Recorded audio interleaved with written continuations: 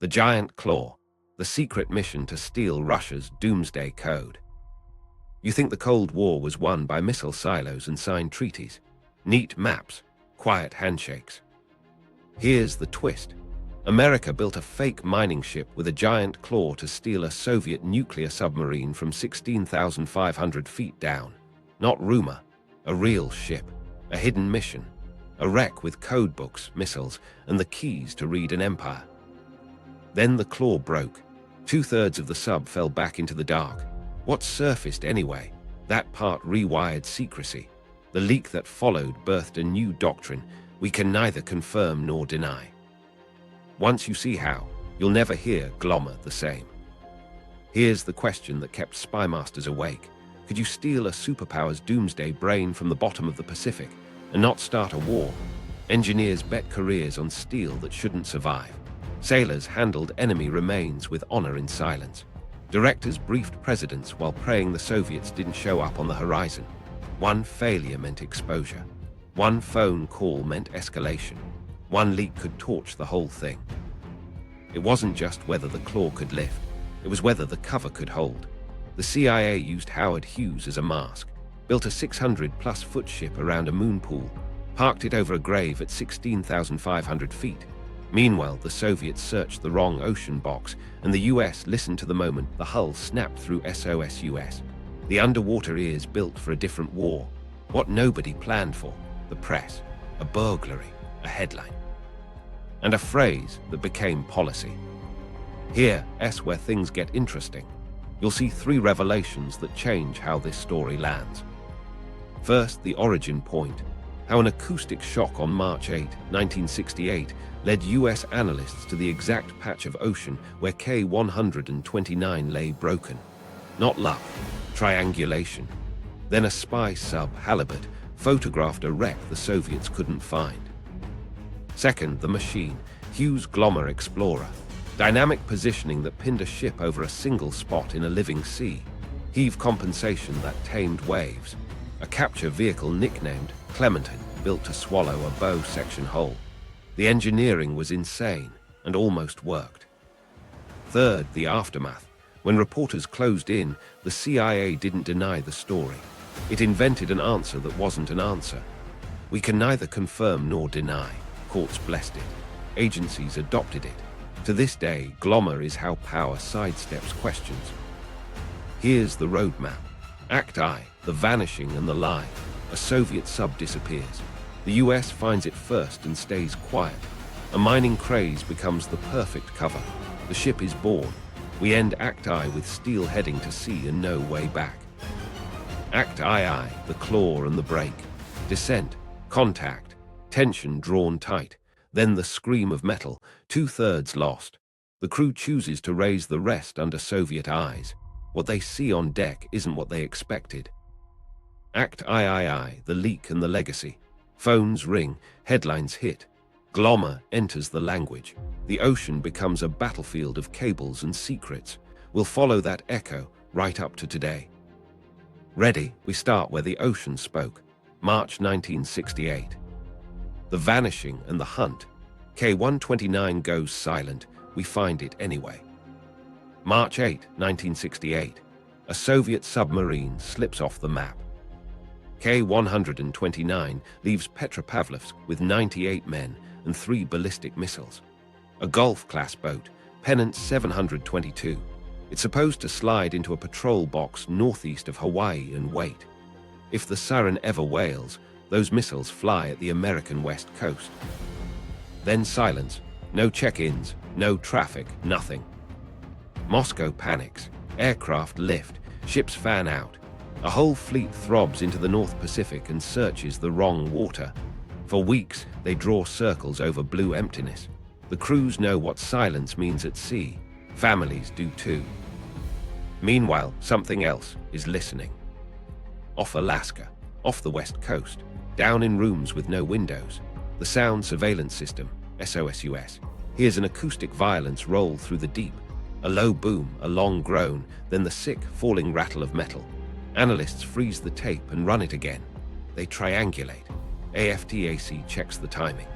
Pins move on a map until 3 lines meet in empty ocean, about 1,560 nautical miles northwest of Rahu. That's the first thread. Here's where things get interesting. You don't send a destroyer to confirm this. You send a ghost. USS Halibut shows up months later, cameras slung under her belly on a towed sled sailors call the Fish. Strobes flash in black water. Frames crawl back to the plotting room. A shadow resolves into a hull on its side, broken in two. The forward section sits with smashed plates and a torn bow. The aft is mangled, scattered. Sand ripples like a lunar plain around it. They count tubes, they study seams, they think about what's inside. Crypto gear, code books, cipher machines, fire control, sonar, 3R-21 missile tubes, metallurgy that tells you how Soviet steel lives and dies. It's all there in cold darkness at 16,500 feet. Back in Moscow, the search grinds to a stop. The official line becomes mechanical failure. In private, officers whisper about a collision or a battery explosion or seawater hitting propellant. No one says the loudest truth. The Americans know where she is. In Washington, a small circle starts asking dangerous questions. Could you recover any of it? Divers? No. Manned submersibles? Not at that depth. Trawl it up. It would disintegrate. The ocean at 8,000 psi turns mistakes into confetti. And the politics. If a Soviet trawler sees an American warship loitering over a Soviet grave, that's a crisis. If the operation fails in public, that's a scandal. If it succeeds and leaks, it may be worse. Every path looks like a cliff. But the lure is too strong. Those codebooks, that metal, a live sample of the other side's brain. The Navy can't do this in uniform. So the job drifts to a place where impossible lives. The CIA doesn't rush. It studies the currents. It catalogs the photos. It devours the Halibut's frames for anything that looks like a handhold. Meanwhile, the wreck grows older, but not by much. Cold water preserves secrets. Pressure locks them in. They sketch options on napkins. Gas bags under the hull. Wild, explosive bolts. No, giant grapnels. Messy. What about a claw? Something that can descend through a pocket in a ship, grab the bow section, and lift the dead weight mile after mile without snapping like a bone. That sounds insane. It also sounds like a plan. All of this lives under a rule nobody writes down. Zero attribution. If someone asks, you weren't there. If someone sees you, they didn't. That means no Navy flag, no public procurement, no press releases. The mission needs a face that explains secrecy by being secretive. While the engineers sharpen pencils, SOSUS keeps listening. The sea is loud with propellers and storms, but the arrays learn to pick out the Soviet heartbeat. It's not just finding one wreck anymore. It's about proving the ocean is legible if you know where to sit and what to hear. That will matter later. Back on the Halibut, the crew drills again and again to run close without waking ghosts. They leave nothing behind. No scrap, no bubble trail that doesn't belong. When they head home, they take a new world with them. A world where the bottom is a map you can read. Washington signs off on a tight circle. No memos with loose language. The code name, Azorian, goes into a safe. A special project staff forms under a man who's already shepherded extraordinary planes into the sky. Now he's going to try his hand at the deep. Here's the last beat before we move. Finding it was the easy part. The ocean told us where to look. The hard part comes next. How do you put a ship over that exact spot and make the whole world believe it's looking for rocks? The lie that floated, building an industry as cover. Here's where things get interesting. The CIA needed a story big enough to hide a ship you couldn't miss. They didn't invent one, they borrowed it. In the late 60s, science magazines buzzed about manganese nodules, black rocks littering abyssal plains. Inside them, manganese, nickel, cobalt, enough metal to tempt entire industries. Engineers drew sketches of futuristic ships vacuuming the seafloor. Investors nodded. Governments funded studies. The hype was real. Perfect. A mining craze explains anything strange at sea. Long deployments, odd gear, secrecy. You don't answer questions because proprietary research. You wrap your crane in jargon. Heave compensation becomes station keeping for pipe strings. A moon pool becomes coarse sampling access. The cover writes itself. But a story needs a face. They called Howard Hughes. Eccentric billionaire, aviation legend, recluse. He already lived in whispers. If he built a ship and wouldn't talk about it, that tracked. His holding company, Summer, could sign contracts nobody would see. A real marine contractor, Global Marine, could draw up plausible plans. Real patents, real engineers, real steel. Only the mission was fake. This wasn't a cartoon front. Money flowed. Paper moved. Offices buzzed. Mock R&D reports circulated about nodules and drill strings. Vendors built real equipment that could do real mining, because under the lie sat the truth. The gear had to work. It just had to work for a different job. They stacked the shell like nesting dolls. Summer at the top, Global Marine underneath, special purpose subsidiaries under that. Each layer paid the next, all clean on audit. If a reporter dug, they'd find contracts that matched the story. If a committee asked, they'd see business plans, site surveys, and letters of intent for manganese fields nobody would ever visit. They named the ship the Hughes Glomar Explorer. Glomar for Global Marine, Explorer for curiosity. The hull would hide a cathedral, a moon pool opening through the centerline, large enough to swallow a submarine section without anyone topside seeing. Above it, a derrick taller than a church. Beside it, a heave compensation system that could make the ocean feel tame. Under it, a capture vehicle built in secret, Clementine, designed to clamp a bow like a hand. The cover did more than explain parts. It explained behavior, why the ship needed dynamic positioning to hold steady over a mine site, why it stayed put for weeks, trial runs on the seafloor, why crews changed without fanfare, rotation on a classified commercial project. Everything suspicious became reasonable when filtered through the right line. The press loved the Hughes angle. The mythical billionaire returns with a new frontier. Mining the deep, cable networks ran graphics of robotic arms picking up fist-sized rocks. Journalists toured deck plates and saw cranes and labs and miles of pipe. They were shown everything that didn't matter and nothing that did. The moon pool remained a bland phrase. The derrick became a photo op, not an implication. The best cover is truth trimmed of its meaning. It wasn't just media muscle. The legal armor mattered even more. Lawyers in Langley and Lowe's Angels wrote contracts that declared secrets as property, proprietary data, trade secrets, confidential methodologies. Anyone sniffing around hit a wall that said, commercial. Questions died there. Courts respect business privacy in a way they don't respect spies. Meanwhile, the Soviets watched. They saw a strange ship with an odd silhouette loiter in blue water. A trawler swung close and logged the hull. A mining vessel mid-ocean. Possible, plausible, hard to prove otherwise when the world had just convinced itself of the coming nodule boom. That was the point. Let the lie do the work. Inside, compartmentation carved the truth into pieces. Welders knew steel. Electricians knew power. Navigators knew routes. Almost nobody knew why. The handful who did spoke in euphemism and numbers. The name Azorian stayed inside a safe. If a rumor leaked on deck, it drowned in the bigger rumor. Hughes is weird. He asks for strange things. That line shut mouths faster than any clearance form. They built noise around the signal. Hughes's personal drama, the Las Vegas years, the reclusiveness, every tabloid story about his curtains and Kleenex pushed the ship 1 inch farther into eccentric billionaire does eccentric billionaire things. A different kind of Glomar response took shape without anyone saying the words. Ask, and they'd shrug. Neither confirm nor deny. Not yet in court, already in practice. Contractors wrestled the calendar.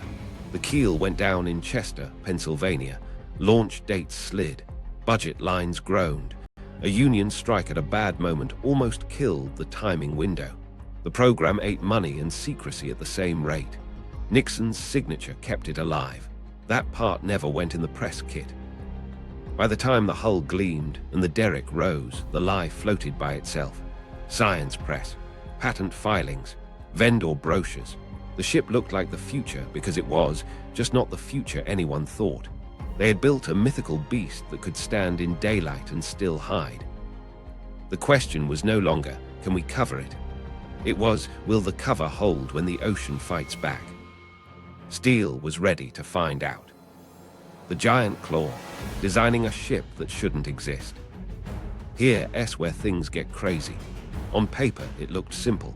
Put a ship over a wreck, drop a tool through its belly, grab a submarine section, and lift 1,700 tons straight up through 3 miles of water without snapping anything. In reality, every line hid a trap.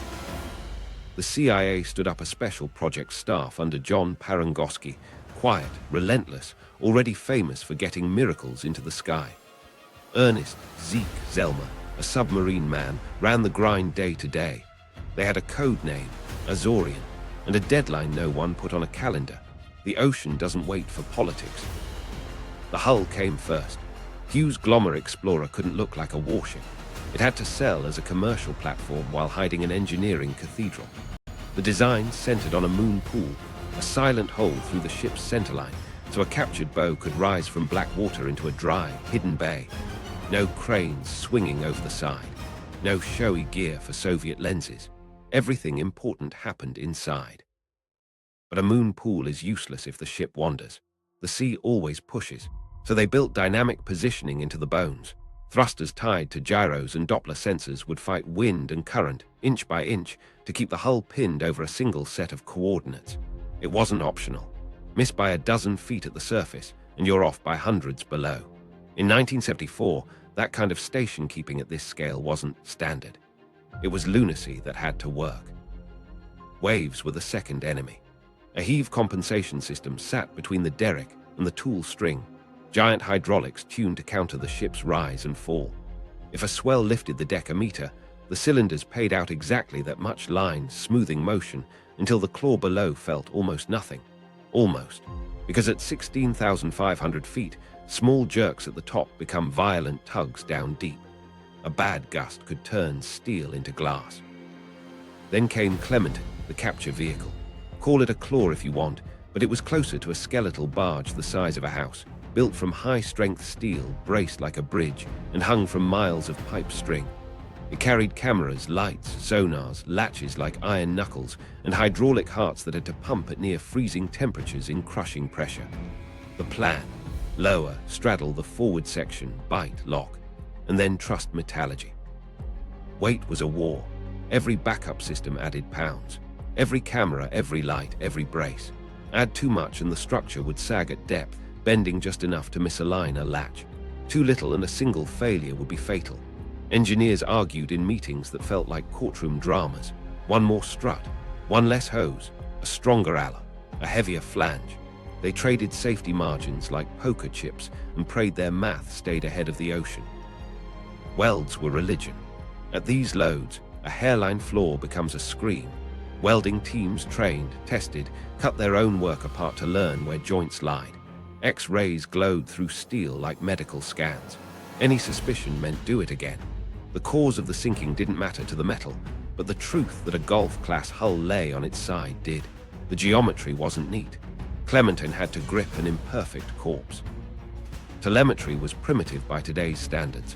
Grainy camera feeds rode cokes, dim light flared in snowflake silt, images lagged. Operators steered by sonar outlines and patience. You didn't joystick this thing. You coaxed it. You watched the waterfall of noise for right-angled shadows and learned to love shades of gray. Cost detonated.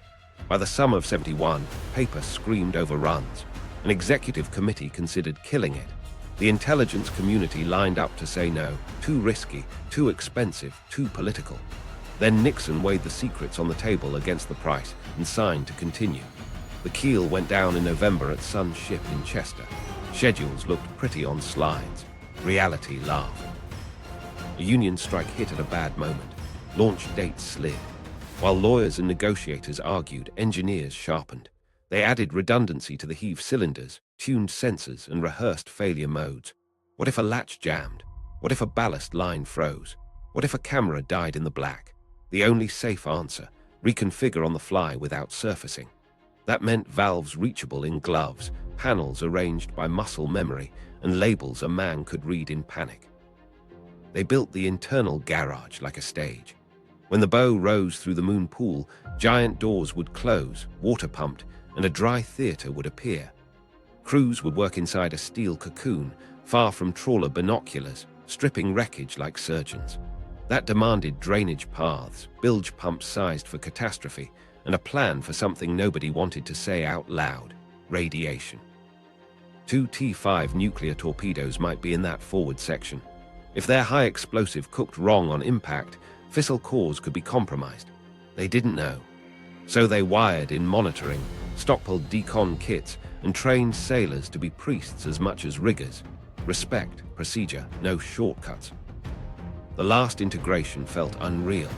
Global Marine's public deck plans covered private guts. Clementine came together in pieces, tested where no one asked questions, then vanished into the belly. Vendors delivered meter-long bolts like sacrament. You could read capability in a single room and still not see the mission. That was the point. By the time Glomar Explorer eased down the channel, the lie floated, the steel was ready, and the ocean was waiting. The math said it would hold. The physics said it might. The sea promised nothing. Next, they'd aim a skyscraper at a target the size of a house key, 3 miles below, with the world watching without knowing. The first descent would tell them if they'd built a miracle or a tomb.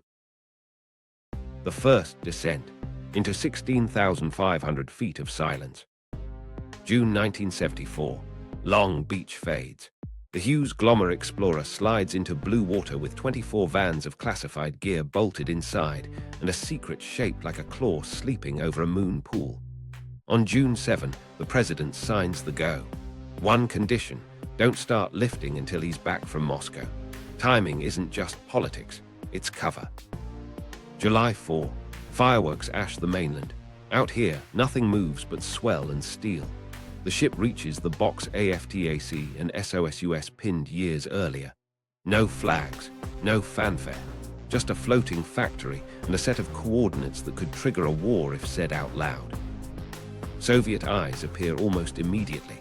A trawler idles beyond the bow, net booms up, cameras out. Another vessel hangs on the horizon line, too interested, never close enough to spook. The cover holds because it has to. Mining survey, measurements, proprietary. The crew waves like they've got nothing to hide and everything to do.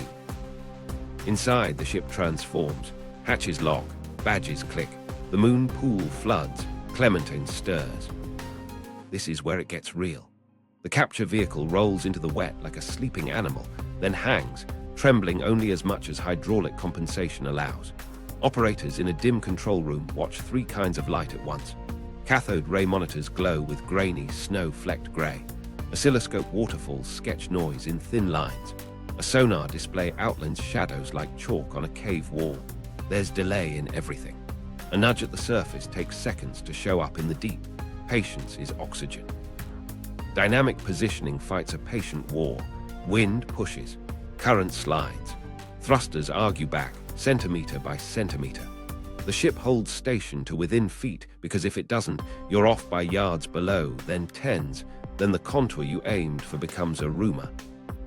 The heave compensation lives up to its promise. A swell lifts the bow. The cylinders pay out. A trough dips. They pull in. Machines make the deck feel like marble. 10 meters away, you can still feel the sea. Down in the moon pool, the surface skims like glass around a hanging monster. Clementine starts down. 3 miles of descent teaches humility fast. At 100 feet, sunlight is memory. At 1,000, your world is instruments. The pipe string hums with slow, living tension, gravity and buoyancy arguing through steel. Every 100 meters, the crew calls numbers like a liturgy. Pay out, check load, check temp, cameras on, cameras off to cool. Hydraulics whisper under pressure. Time gets weird. A lowering that would take minutes in air takes hours here. Men who could sprint a missile drill move like monks. They drink coffee they can't taste. They speak in clipped phrases because too many words feel like weight. Halfway down, the ocean begins to ice their world. Hydraulic fluid thickens as degrees drop. A backup pump kicks on like a second heartbeat. Telemetry jitters, then steadies. The operators don't talk about what happens if the lines freeze. They just watch gauges and trust the redundancy they argued into the design. The trawler is still there on the surface, a patient silhouette. A second Soviet hull drifts closer, then backs off. The deck watch logs the movement in tight script. No radio chatter, no drama, just eyes. At 3 miles down, the world is simple and cruel. Pressure wants to turn everything into quiet mistakes. Clementine's frame creaks the way ships creak in Arctic ice, small, honest noises that say the math is close to the edge and holding. Then the sonar sees it. A smear of right angles resolves into a slope, a bigger shape lying like a fallen tower. Operators ease throttle the way a surgeon eases a scalpel. Lights flick on. Silt blooms. They wait for the snow to settle, then push again. There it is, the bow, torn plates, a lip of steel like a rusted grin, latches glint in ghost light. Someone swears softly, not fear, recognition. The choreography that follows looks like hesitation and is actually courage.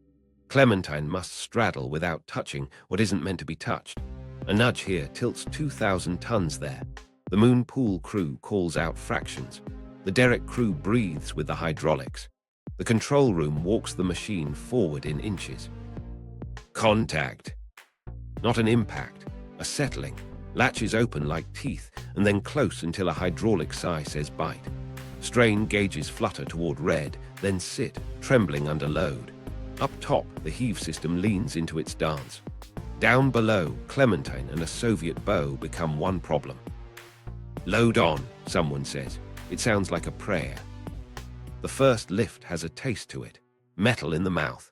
You can't explain it if you haven't felt a ship take on weight it didn't have a second ago. Everyone on board knows it. The Glomar Explorer grows heavier, and the ocean begins to remember. Hours spool. The pipe string comes up section by section, men walking tongs and spinning joints with a rhythm that lived in all fields before it lived here. Each stand gets broken, swung, racked. Another descends to take its place. A factory loop around a secret heart. Half a day in, the sea slaps the hull like it's bored, the Soviets shadow. Inside the moon pool, the black circle is just blacker. In the control room, a hairline on a gauge quivers, then settles. Someone marks it. Someone else doesn't breathe for 3 seconds.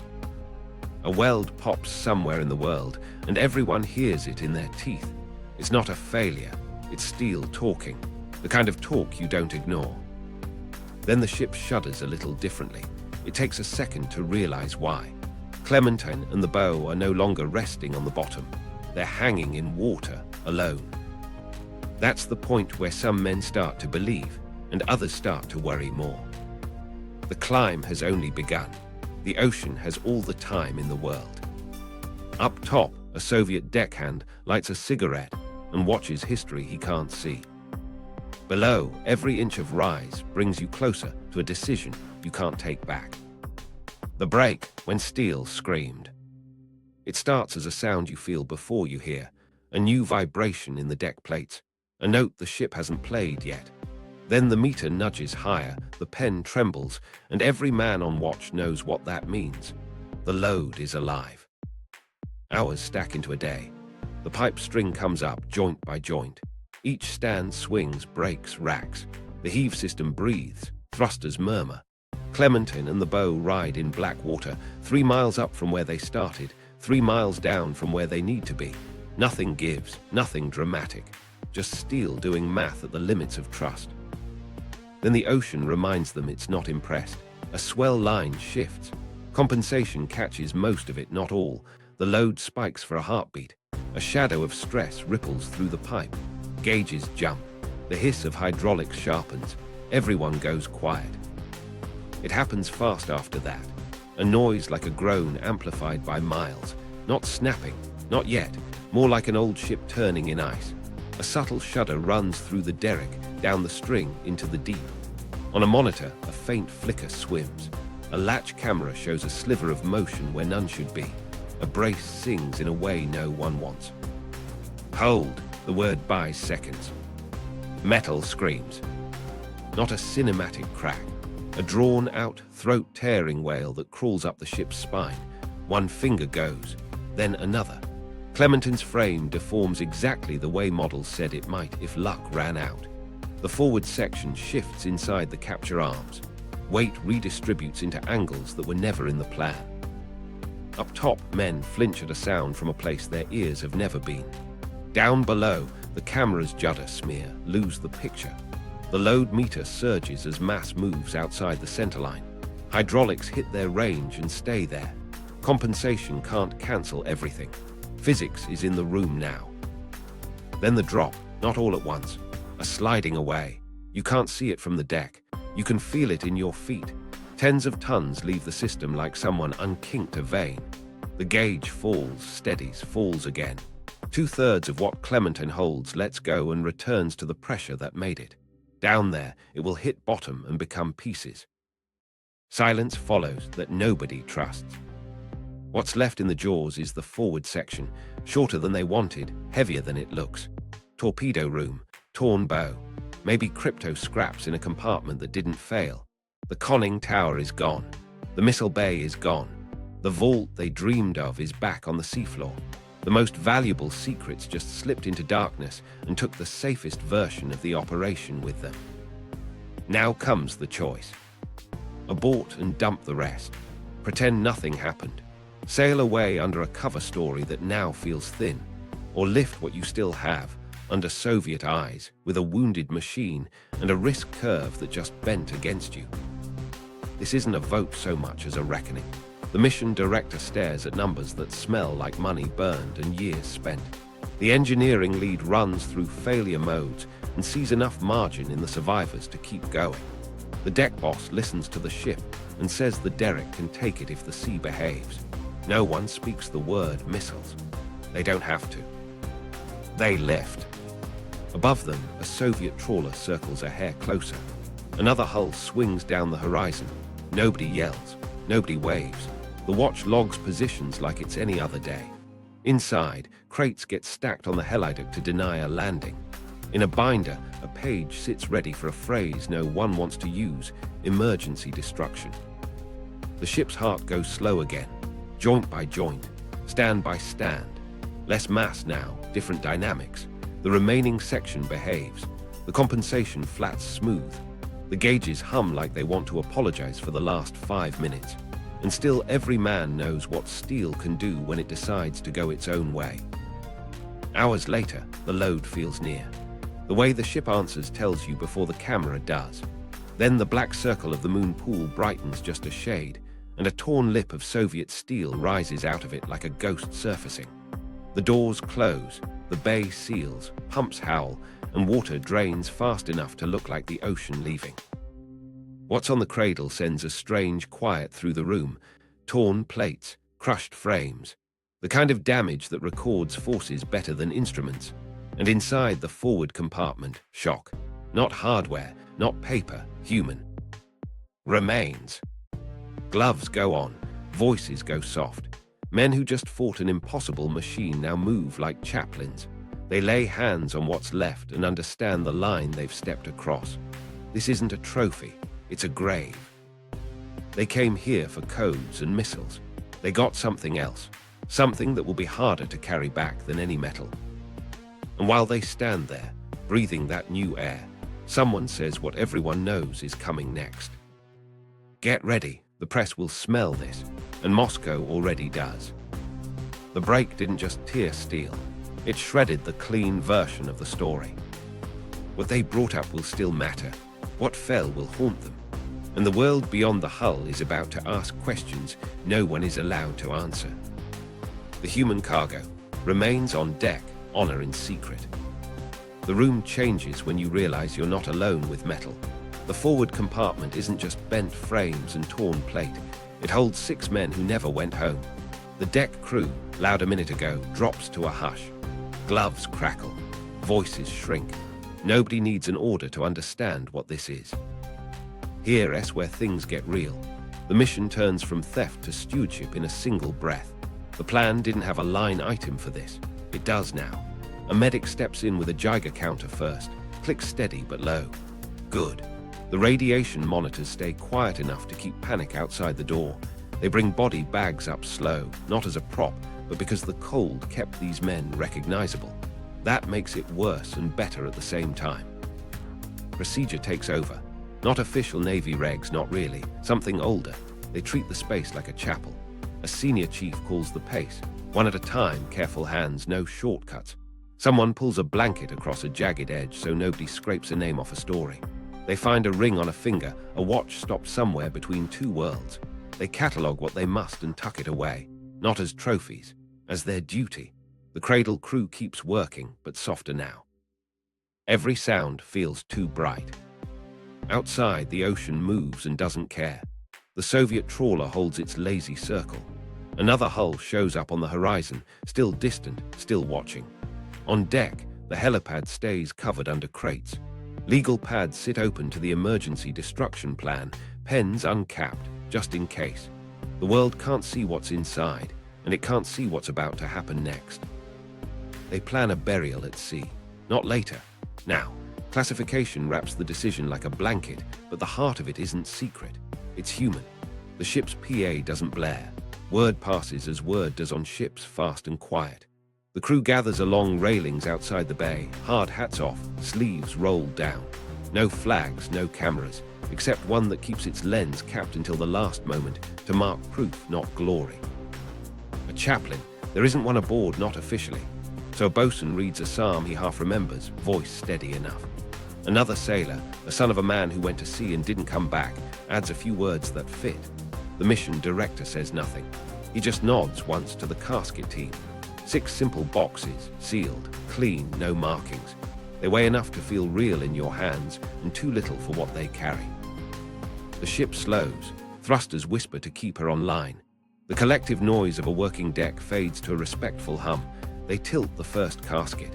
It slides, pauses, rests on the lip, and then the ocean takes it. The second follows, then the third. After each, a beat, not for drama, for breath. Men who drilled pipe joints for days now blink hard and stare at the water like it might answer something. It doesn't. Here's where things get interesting. A camera runs, but not for public affairs. The film will live in a vault for decades, shown to nobody, then to a few, then finally to the families who waited in apartments half a world away, not as proof of power, as proof of care. Years later, a Russian president will watch and nod. The sea level's old enemies. Back inside, the work resumes, but the tone never resets. Decon teams strip the bay like a hospital after a long case. Anything that touched the remains gets logged and scrubbed. The Geiger counters tick along, still low, still calm. A petty officer walks the line and corrects a label by 1 digit because details matter most when hands shake. The intelligence team steps into the quiet space left behind and gets to their job. Hull cuts get measured, fracture patterns photographed. A torn bulkhead stove inwards tells a story engineers will argue about for years. Did a battery explode? Did seawater meet propellant? Was it something else? Crypto fragments come up in a net, bits of housings, a torn binder cover. Enough to matter? Maybe. Enough to risk gloating? Never. Meanwhile, one more decision lands. What do you tell the crew? Enough to bind them, not enough to put them at risk. The mission director keeps it simple. What you saw today doesn't leave this ship. They already know. They were there. They'll carry it home in quiet. The Soviets keep their distance. Maybe they smell the change in pace. Maybe they're waiting for a misstep. The Glomar stays a blank face, a mining ship doing proprietary work in a patch of ocean with nothing in it. The Helideck stays blocked. The radios stay disciplined. The bay drains. The doors shut. The cradle lifts. Inside, men wash their hands longer than they need to. No one jokes. A junior tech wipes a fingerprint off a wrench and doesn't know why it matters so much, only that it does. The deck boss looks at the clock, then at the ocean, and says the thing everyone feels. Let's finish this right. Because what they did today wasn't the mission they planned. It was the one the sea gave them. And soon, someone else will force them to answer for all of it. Phones are about to ring. The prize or the myth, what surfaced and why it still matters. Here's where things get interesting. After the burial, the room shifted back to steel and paper. What did they actually bring up? Not rumor, not legend. Tangible pieces that engineers could touch and analysts could label. Start with the forward section itself. Torn frames, crushed bulkheads, a bow that had met impossible forces. Metallurgy lives in that. Grain structure, weld quality, heat-affected zones. You don't need a whole submarine to learn how an adversary cuts and joins steel. Samples went into sealed cases with tags that read like confession: plate thickness, alloy blend, crack propagation. That feeds acoustic models and damage predictions. It also tells you where noise is born. The torpedo room mattered more than most expected. 2 T-5 nuclear torpedoes were believed to be there. The Geiger counters had been calm, but that wasn't the whole story. Later analysis would say plutonium contamination showed up in trace amounts, consistent with high explosive detonations cracking open at least one warhead on impact.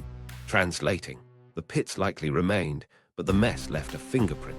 That told planners how Soviet safety worked under stress. Uncomfortable data. Crucial data. Crypto fragments surfaced like flotsam in a net, torn metal housings, heat-scorched keys, the spine of a binder, pages fused into unreadable bricks. Not the dream vault. Still useful. Even a partial rotor plate lets codebreakers build a better enemy. Even a sliver of procedural text can confirm how keys get passed, stored, burned. It's the difference between stabbing in the dark and aiming. Electronics were there in pieces. Card cages with Soviet stampings, connectors with odd pin patterns, circuit boards varnished in a way that reeked of different factory habits. Fire control interfaces arrived bent but legible. You could trace signal paths with a finger. You could draw a family tree of components and guess at what failed first and how operators might override a cascade. That matters in every future confrontation. It tells you where to push. And then there's sound. Not recordings, signatures, the way machinery mounts spoke through steel, the way pump housings hummed at a frequency even when torn, the way a brace telegraphed a second harmonic into the hull. Those are ingredients acoustic analysts love. You can model a boat from them. You can tune SOSUS tables. You can brief a P3 crew to listen for the wrong note in a grey sea. So what didn't come up? The missiles, the conning tower, the crypto vault everyone wanted. Most of that fell back into 16,500 feet of pressure and stayed there. The dream of pulling an R-21 intact and the warhead interfaces that would have changed everything died with Clementine's scream. That loss is why the legend grew. When facts go quiet, myth does the shouting. Which is exactly where the CIA found value. Ambiguity became policy. The Soviets could never know which pieces sat on American tables. Did they get code books? Maybe. Did they get an entire guidance package? Maybe not. Did they read wire color codes and find tolerances in torn brackets? Absolutely. Was that enough to force Moscow to burn time and money changing procedures? Yes. Uncertainty is a bill you make the other side pay. Inside Langley, the talk was practical. Nothing went to a museum. Everything went to labs. Metallurgists did hardness tests. Cryptographers shrugged at melted paper and smiled at a surviving clause. Acoustic teams plugged fracture data and brace design into models and adjusted how they hunted. Nothing headline why. All decisive. Then came the question nobody writes in a memo. Was it worth it? The money, the risk, the grave inside a steel room. If you measure only by missiles, you say no. If you measure by how long the other side lost sleep not knowing what you knew, you say yes. If you measure by what engineers learned about Soviet steel and how analysts tightened an ocean's worth of listening, the math leans toward profit. Here's the twist most people miss. The prize wasn't just hardware, it was timing. Raising even a fraction when nobody believed you could changes the clock for years. It forces redesigns. It shatters confidence. It makes commanders in murky rooms hesitate before they do something loud. Doubt is the quietest weapon, and they built a supply of it. The myth helped. Stories multiplied in bars and briefings. They pulled the whole bow. They grabbed the conning tower. They got the bell. That last one even found a coda. The ship's bell quietly returned to Russia decades later. Proof of more, or just proof of respect. The ambiguity worked like camouflage. It preserved what the operation actually bought: options. Meanwhile, the engineers wrote a different legacy. Dynamic positioning moved from wizardry to industry. Heave compensation became normal. Moon pool operations stopped being exotic. That tech leap didn't end with one ship. It seeded a fleet of capabilities you can't headline without giving too much away. So what surfaced? Enough to sharpen ears, train hands, and muddy minds. Enough to make secrecy feel like a second hull. Enough to make the next move harder for the other side. And yet, what fell back still whispers. It sits in cold dark, wrapped in pressure, wrapped in legend. You can't bury a myth at sea. You can only learn to steer around it. The problem: myths attract attention. People ask questions. Reporters put file names on phones. And when this story reached shore, the cover wasn't the only thing that cracked. The leak. Journalism cracks the shell and doctrine gets born. Phones started ringing before the ship tied up. Not because of spies at sea, because of paper on land. February 1975. A burglary at a Hughes office shakes loose documents that shouldn't exist. The Los Angeles Times hears the rattle first. A reporter calls the CIA for comment. You can almost hear the agency blink. Admit, and you inflame Moscow.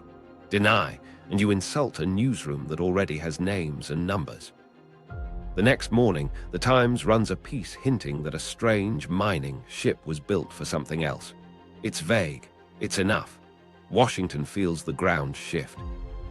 Jack Anderson doesn't do vague. On March 18th, he goes on radio and says the quiet part out loud. The CIA built a ship to raise a Soviet sub. He quotes Navy skeptics calling the mission a waste. It's not the whole story. It doesn't matter. The headline lands like a flare. The day after, Seymour Hersh drops the hammer in the New York Times. Dates, dollars, the shape of the thing. He writes that the claw broke and the missiles fell. He writes that the agency brought up part of the wreck anyway. Readers don't need blueprints. They need two pictures: giant ship, giant secret. Done. Inside the White House, a small group meets behind a shut door. President Ford looks across the table at Defense Secretary Schlesinger, CIA Director Colby, and a handful of staffers who suddenly wish they were anywhere else. Schlesinger's instinct is to confirm bare facts. Colby says no. He remembers 196, when admitting a U-2 spy plane destroyed diplomacy overnight. If you confirm even a sliver now, Moscow has to answer. He argues for silence with teeth. The president chooses teeth. Meanwhile, a young journalist named Harriet Ann Filippi files a FOIA request. She wants records about the agency's attempts to kill the story, not the operation its shadow. The request lands like a pin on a granite floor. The CIA replies with something new. Not no, not yes. A sentence that sounds like a shrug and isn't. We can neither confirm nor deny the existence of the information requested. It's careful. It's cold. It's perfect. She sues. The case goes to the D.C. Circuit. The judges read classified affidavits they can't repeat and decide the phrase can stand. An agency can treat the existence of records as classified when admitting they exist would reveal secrets. It's wonky until you see the move. You put the question in a locked box. You put the box behind a door. You weld the door shut and call it process. That sentence gets a name: the Glomar Response. Funny how a cover story becomes a doctrine. It jumps from the CIA to other agencies like a useful virus. By the time you're watching this, the NSA has used it thousands of times. The Marshals, the Air Force OSI, even health and veterans departments when the records are sensitive. The exemptions shift: national security, privacy, law enforcement, but the shape stays the same. Neither confirm nor deny. You don't fight the facts. You erase the question. Back at sea, that doesn't help the crew. They keep quiet because they swore to. On land, it becomes policy, calibrated silence, leak mapping, controlled ambiguity. The same muscles that kept a ship invisible now flex in courtrooms and newsrooms. Moscow reads the papers too. They see Anderson, Hersh. They see a White House that refuses to say the word. And they do the math every Navy does. If the Americans tried once, they might try again. Soviet trawlers flock to the box. Research. Vessels watch the water like hawks that never blink. The ocean is no longer empty. Phase 2 dies in a memo that says budget and means risk. The doctrine hardens in weeks. Reporters call about Glomar Explorer, they get glommered. Activists call about other programs, same answer. Lawyers who hated the sentence learn to love the precedent. You can be tight-lipped without lying. You can be honest without telling the truth. Word games become weapons. Here's the twist. Glomarization outlives Azorian. It becomes a habit. The more it's used, the more normal it feels. FOIA reports start showing numbers without stories. Counts of neither confirm nor deny, scattered across agencies like quiet landmines. Courts defer because national security is a room most people can't enter. The box stays locked.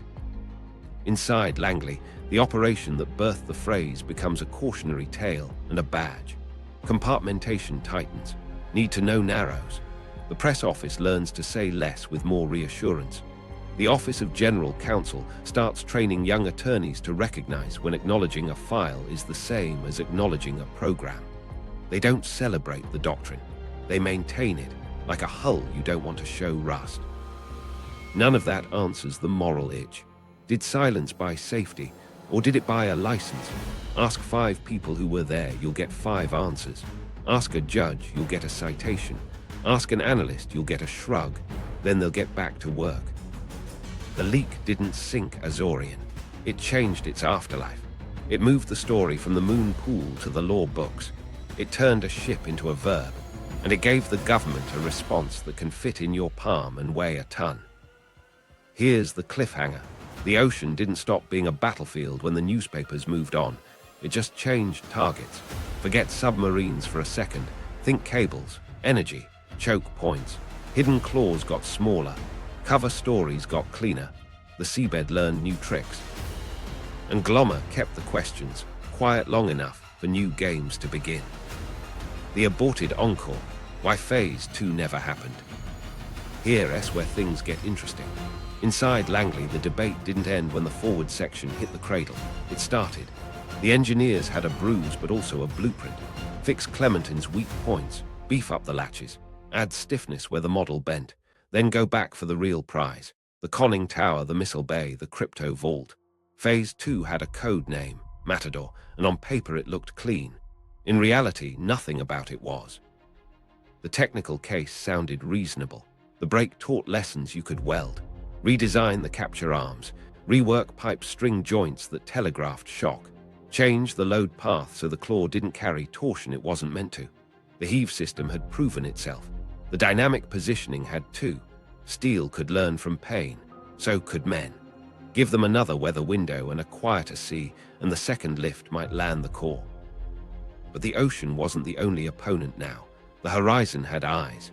After Anderson and Hirsch, Soviet trawlers treated the box like church. Daylight brought lenses. Night brought silhouettes that never fully vanished. A second lift would run under constant observation. There would be no ambiguity at sea. If anything went wrong, it would go wrong in public. Politics felt worse than weather. In hearings, you could smell blood. Congress didn't love the budget line that had grown like a vine under fake mining story. The White House had already chosen silence once. Doing it again would look like denial, not prudence. Staffers, fresh from reading about Watergate and other sins, looked at black budgets with sharper pencils. How much? Wasn't a number anymore. It was a posture. The CIA built a case anyway. Analysts stacked the intelligence deltas in memos, what the vault might hold, what our 21 interfaces could unlock, how code discipline shifts ripple across fleets. Engineers appended fixes. Lawyers wrote about plausible deniability like it still existed. Then the counter memos landed. Risk assessments that read like weather warnings. Exposure in every scenario. No way to explain a second giant ship loitering over the same square of ocean, except by telling the truth. The Soviets helped answer the question by doing nothing subtle. A research vessel parked near the coordinates and stayed there. Another took sweeps with gear that might have been for mapping, might have been for show. A third hull pivoted, stern to the swell, like a dog refusing to leave a bone. If Glomar came back, it would come back to a crowd. Inside the agency, the arguments got tight. One camp said you only get the future you take. Phase 2 was the shot at a clean win, the kind that pays for decades. The other side said you don't double down under glass eyes and newsstand headlines. If Phase 2 failed, you de-hand Moscow proof with photographs. If it succeeded and leaked, you'd still arm their propaganda. If a Soviet helicopter forced a landing on your deck, that was chapter 1 of a book nobody wanted to write. The president's advisors counted votes in committees and read polls. The calculus was cold. The cost of another launch wouldn't be just dollars, it would be stability. If a crane screamed and a hull fell back in front of a trawler, the Politburo would have to answer on television. Escalation didn't need missiles in that scenario. It would ride a microphone. There was a quieter worry too. The men. The first lift had turned a plan into a funeral. You could train through that once. Could you ask crews to pull more steel and find more faces? The burial ceremony nobody knew about weighed heavier than any intelligence memo. You could hide hardware in a box, not grief. So Matador moved from slide decks to drawers. Cancellation didn't arrive in a trumpet. It arrived in a line of budget prose and a note about priorities. Contractors heard about deferment. Crews heard about transition. The Clementine frame went into storage. The derrick cooled. The moon pool doors stayed shut. The ship would be repurposed, then idled, then talked about in past tense. Did they leave secrets on the bottom? Yes. Did they save a larger secret on the surface? Also yes. The first lift stretched the envelope. The second would have torn it. That's not cowardice. It's tradecraft. Sometimes you don't take the last card. You play the hand you already won. The Soviets never got their own Encore either. They hardened procedures. They shadowed the box. They told themselves they prevented theft by presence. The truth is duller and harder. Friction killed Matador. Friction of law, friction of cameras, friction of funerals. The lessons stuck on both sides. Here's the twist. The energy didn't vanish. It shifted. The tech built for a claw-seeded industries that never wore a badge. The legal doctrine born from a press call outlived every hull in the story. And the seabed, ignored for ages, became a quiet frontier where power moved without flags. That's where the echo goes next. Engineering fallout. How Azorian rewired the offshore world. Here's where things get interesting. The ship everyone thought was a one-off prototype didn't just grab metal. It dragged the future forward. Azorian didn't end on a calm deck. It leaked into shipyards, classrooms, courtrooms, and rigs. Start with the quiet revolution. Dynamic positioning and heave compensation. Holding a 600-plus foot hull over a single spot, while hydraulics killed the swell, wasn't feature creep. It made everything downstream possible. Thrusters talked to gyros and Doppler sensors in a loop that never blinked, while the stack cancelled a meter of sea at the surface to save a ton of shock 3 miles down. After Glomar, offshore drillers, cable layers, research ships, and construction vessels rewrote procedures around this pairing. Floating platforms planted themselves without anchors, crane barges stopped cracking loads, ROV launches stopped bruising vehicles, and subsea installs hit tolerances that used to live only on whiteboards. The moon pool, once a euphemism, became a blueprint. Working through the belly instead of over the side kept weather out and eyes off. Modern multipurpose vessels cut their own square holes and never looked back. You launch, recover, test, and even assemble subsea tooling inside a steel cocoon. For oil, for science, for cables, same move, different story. The word cathedral stopped being a joke and became a deck plan. Materials science got a taste it couldn't forget. Azorian turned welds into lessons, crack paths, heat-affected zones, alloy behavior in near-freezing water, logged and folded into standards. Fatigue models got sharper, and engineers specified bracing and joint prep like lives depended on it. Telemetry and human-machine rhythm tightened. Grainy cokes with seconds of lag forced patience and checklists, a habit that followed ROV control rooms even as cameras sharpened. Slow is smooth stopped being a slogan and became fewer accidents. The black budget playbook hardened too. Integration at Glomar's scale, contractors welded to vendors welded to Hush, taught a generation how to build big without leaving fingerprints. Compartmentation wasn't cruelty, it was insulation. Cover wasn't a coat you put on at the end. It was a layer in the laminate. People read those lessons and copied them into programs that never said the word salvage. Government watched and borrowed back. The Navy took notes, handling heavy in deep water, replenishment under motion, hiding complexity behind simple decks. Civil agencies noticed too. NOAA ships steadied for delicate lifts. Cable repair vessels held position in weather that used to send them home. Salvage went from brute force to finesse. Then came the pivot nobody saw in '74, autonomy. If you learned anything from Glomar, it's that the ocean punishes people who stand too close. Uncrewed systems stepped into that space. UUVs with side-scan sonar mapping in silence, resident robots parked on the seabed waiting for a task. They ride tech built on yesterday's risks. They inherit the math about weight, motion, and fatigue from a claw that almost broke the world. It wasn't just steel and code. Procedures changed. On deck, lift plans read like small novels. Risk assessments stopped being checkboxes and started being conversations. Deepwater operations built rehearsals into their DNA. Worst-case thought experiments got white-glove treatment. A heave chart on a wall means something because men once watched a meter betray them. Even law felt the wake. Insurance underwriters learned new words: dynamic positioning incident, loss of station. Regulators started writing rules around systems that didn't exist before. Courts met expert witnesses with job titles that hadn't been born when the moon pool opened. The standards bodies followed. Class notations for DP systems, heave compensation guidelines, moon pool integrity rules. A fake mining story smuggled an industry into adulthood. Here's the twist. Azorian didn't make deep ocean easy. It made it possible. Tasks that would have sounded like fiction: install a manifold in 3,000 meters, lay fiber on a fault line, swap a blout, prevent a mid-storm, shifted into the do-able pile. The abyss didn't get shallower. We built better bridges. And yet, every time a DP light goes amber, every time a heave cylinder hisses at the limit, you can hear a faint echo from a control room where grainy video and a steady hand steered a claw into history. The legacy isn't a museum exhibit. It's 1,000 quiet, saves nobody tweets. Next, the shadow half. The doctrine Azorian birth didn't stop at a hatch.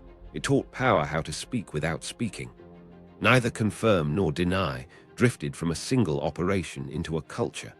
And while industry learned to stand still over a point, the state learned to hold its line over a question. Tradecraft and doctrine, Glomar's quiet afterlife. Here's where things get interesting. The ship went quiet, but the sentence lived on. We can neither confirm nor deny.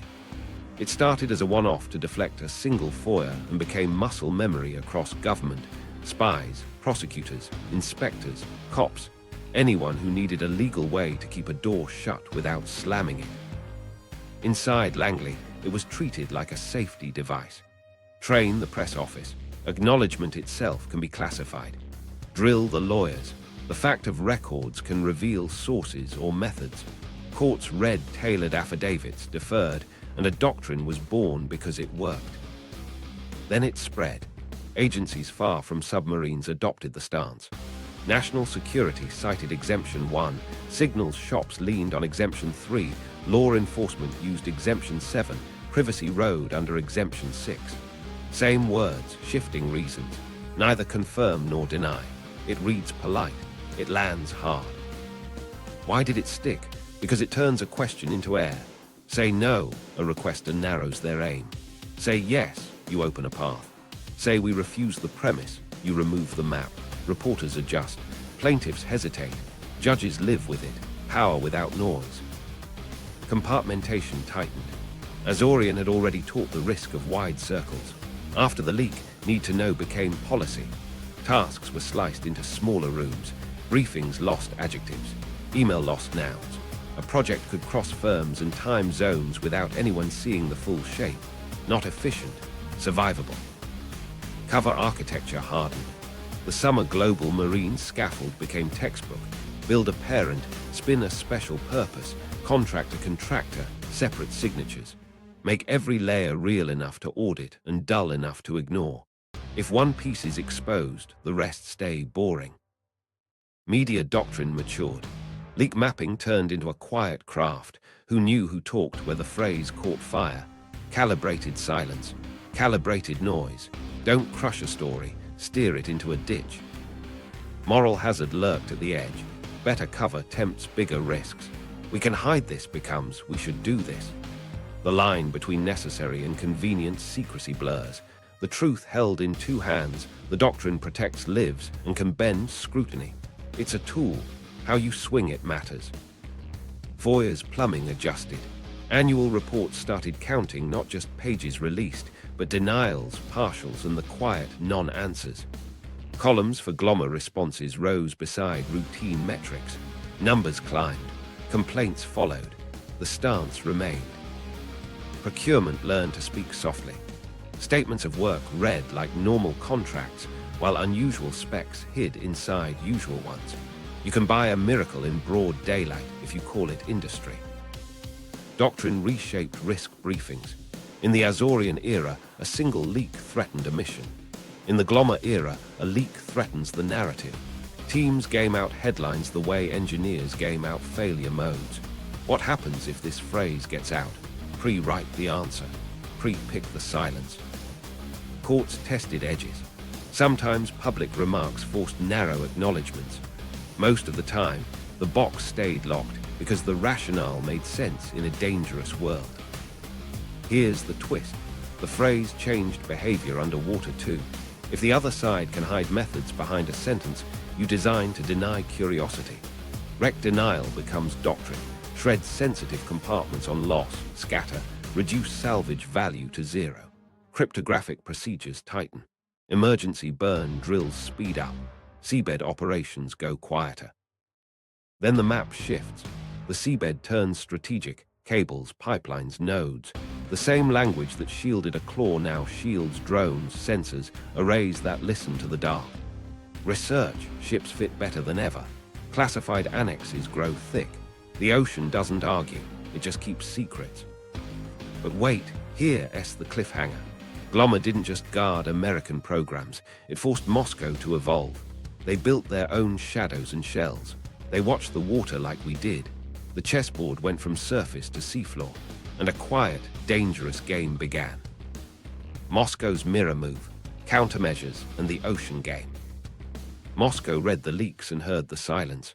Both told the same story. Somewhere out there, the Americans had tried to steal a Soviet submarine. Maybe they'd failed. Maybe they hadn't. Either way, the ocean wasn't empty anymore. It was hostile. Here's where things get interesting. The first reaction wasn't loud. It was procedural. Wreck denial became doctrine and drills went hard. Sensitive compartments were re-rigged with scuttle charges and sheer bolts. Crypto vaults crept closer to blast lines. Crews ran no warning destruction until motions became muscle. If a boat went quiet, codebooks didn't wait for certainty. They burned. If you couldn't keep an adversary from finding a wreck, you could make the wreck worthless. Hull thinking evolved too. Acoustic quiet stayed religion. Durability under insult became the new hymn. Bracing around crypto compartments improved. Mounts under pumps and gearboxes were tuned not just to hide sound, but to tear loose in a loss and scatter. Wreck survivability meant wreck unreadability. If a claw dropped, it would bite scrap, not a system. The counterintelligence arm did its part. Research, trawlers sprouted better optics and longer patience. A Soviet hull with a harmless profile could park near a suspicious platform and never blink. They mapped more than water. They mapped habits, turn radius, deck tempo, watch rotations.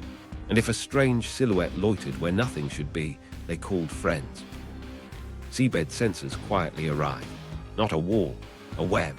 Hydrophones seeded across key lanes, tuned to signature shifts that betray work, not transit.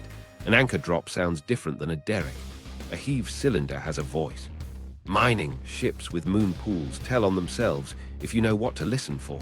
Those nodes filed diaries the surface never read. Fleet exercises baked in deception. Decoy routes, ghost wakes. A quiet sub would hug a noisy merchant lane, then peel into darkness. Another took a path designed for an undersea ear, then doubled back to nowhere. The point wasn't perfect hiding. It was labor. Make the other side spend time and trawl hours. Make them chase shadows until the real target looks like one more bogey. The mirror move ran quiet but relentless. Design bureaus took notice. Engineers pushed back against demands for loud fixes and won more than they lost. You don't armor secrets with thick metal. You armor them with planning. Compartmentation tightened across the force. If you didn't need to know the whole plan, you got a slice. If you didn't need to hold a master key, you held a blank. Then Moscow leaned into presence. Trawler fleets lived on the edges of American interest like barnacles, not trespassing, not provoking, watching. When a mining ship with a strange silhouette set up shop, a Soviet hull drifted within photo range and stayed there. If nothing happened, they left after weeks. If something twitched, they called it in, again and again. Here's the twist. Both sides drew the same conclusion without saying it. The seabed wasn't a graveyard. It was a chessboard. Cables, pipelines, nodes, wrecks were one piece. Infrastructure was the rest. Doctrine shifted to quiet denial and silent listening. Neither confirm nor deny became posture, not phrase. We see you seeing us. We plan for your plans. The ocean didn't get louder. It got smarter. And in that quiet, both sides nurtured something they'd need for the next age: patience. Because the next fight on the seafloor wouldn't be about one wreck. It would be about everything that hums. Declassification, and a promise kept. For decades, the story lived in sealed rooms and careful shrugs. Then a crack opened, small at first, human before it was historical. It started with a film can, not for propaganda, not for triumph. A quiet reel shot on a working deck, men in hard hats standing bare-headed, 6 plain caskets sliding into blue water. In the early 199s, that footage left a vault and crossed an ocean. Russian families who'd waited through silence were invited into a room. The tape played. No speeches, no spin, just proof that strangers had treated their dead like their own. A president watched, nodded once, and a long breath left the room. Enemies don't often offer closure. This one did. Here's where things get interesting. The agency didn't drop a memoir. It released a scar. In 201, the National Security Archive pried Luce's studies in intelligence article, 50 pages, stamped from 1985, written by someone whose name is still inked out. Dates, decisions, the shape of the ship and the cadence of the lift. Redactions like blackout curtains, but enough light to trace the room. You could see Nixon's signature in the timeline. You could see how close cancellation came. You could see the Soviet trawler circling and crates covering a Helideck. What you couldn't see mattered more. Entire sections vanished under black. What exactly came up, how exactly it was used, what exactly broke and why. Sources and methods stayed behind the door. Names stayed behind the door. Locations and vendor lists and diagrams that might teach a copycat, gone. The piece told a story of intent and effort. It left the harvest to your imagination. The declassification did something the leak never could. It humanized the crew. The burial wasn't rumor anymore. It was archive. It reframed the men on deck as caretakers, not thieves. That matters in cold wars and warm rooms. It also gave Russian families something to hold, not answers, a posture. Respect is intelligence too. Researchers used the release like divers use a rope. They pulled along it and found other pieces. Memos of conversation with presidents wringing hands over leaks. FOIA cases tracing the first Glomar responses. Bits of procurement language that confirmed what hulls already whispered. Still, every time they reached for the core, payload, exploitation, code trails, the rope ran out. That's not stonewalling, it's design. The point of secrecy isn't to hide embarrassment, it's to protect tools you still need. If a fragment of crypto gear gave an edge, you don't brag before that edge dulls. If noise fingerprints tuned an ocean, you don't publish the songbook. Some lines never moved. Memory and myth kept dancing. The bell returned to Russia fed one version. The redactions fed another. Was the prize bigger than the paper admits, or smaller than the story's promise? Ambiguity continued to do work, even in declassification. Here's the twist. The promise kept wasn't only to families, it was to crews. The burial film told sailors on both sides that service recognizes service. The article told engineers that the work would be recorded, if not celebrated, and it told the rest of us that the sea remembers, and sometimes, carefully, it speaks. Next comes the present tense, because while the file draws open a crack, the seabed has changed under our feet. Cables hum, pipelines breathe, drones glide where claws once strained. The questions Azorian raised about secrecy, respect, and risk are still hanging over deep water. Modern relevance, the new seabed war.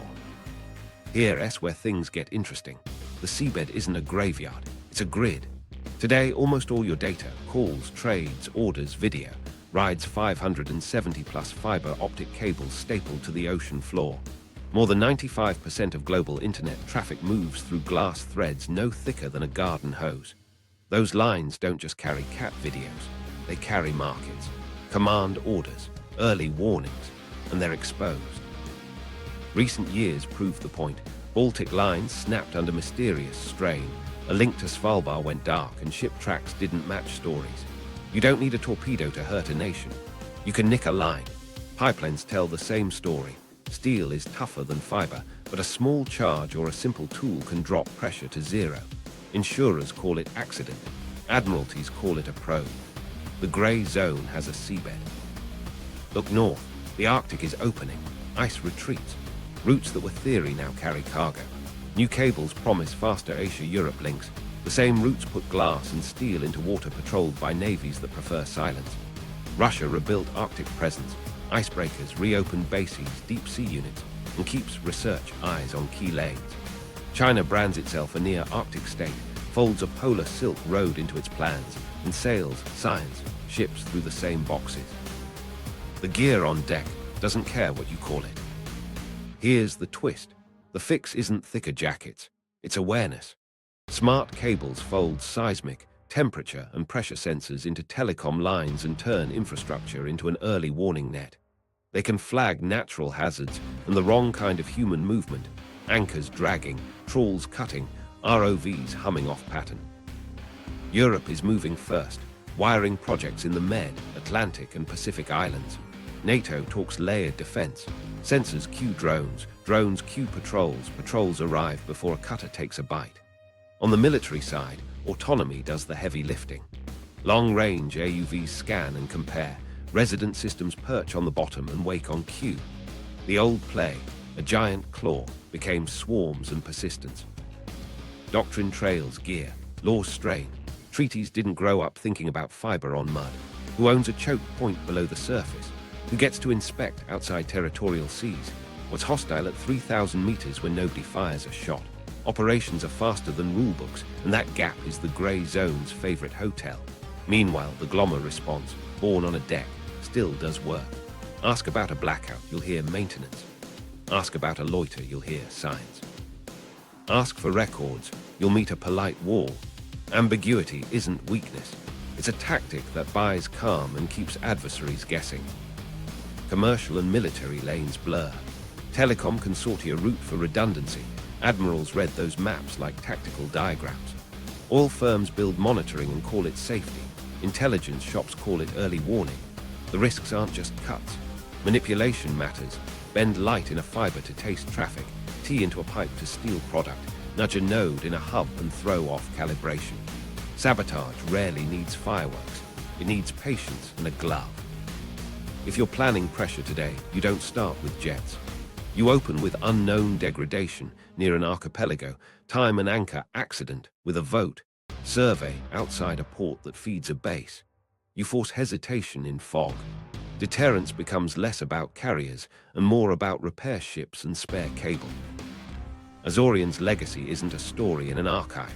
It's a playbook under our feet. Dynamic positioning holds station over a cut. Heave compensation steadies an ROV in a current. Moon pools launch machines that don't wear flags. Doctrine tells a press secretary what not to say. The seabed is a battle space where the best move is the one nobody notices. And we circle back to the human piece. Someone still stands in a control room and stares at grainy video at 3 a.m. Someone jogs a joystick to center a manipulator around a line that feeds a city. Someone decides whether to call a government and say, "We think someone touched your backbone." Respect matters here too. Precision, restraint. The lessons learned over a torn bow in 1974 still help fingers today and tomorrow. So yes, mines and missiles matter, but the war below doesn't need them. It needs a cable, a robot, a cover story, and a single sentence that buys time.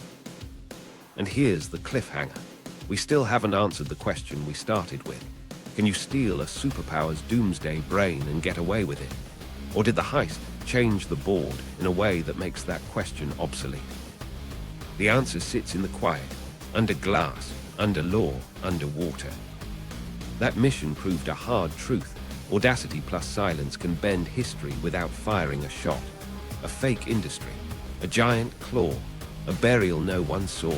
The ocean remembers.